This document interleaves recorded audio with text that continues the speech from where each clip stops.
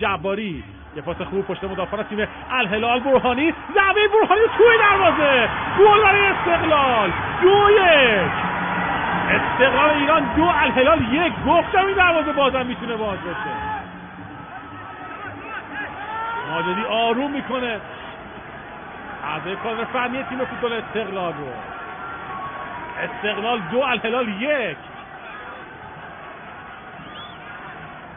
جواب اون خستگی‌ها تو فرودگاه و یه ساعت مسیر اتوبوس رو و نمیدونم اینجور کارشکنی رو تو زمین دارن بازیکن استقلال.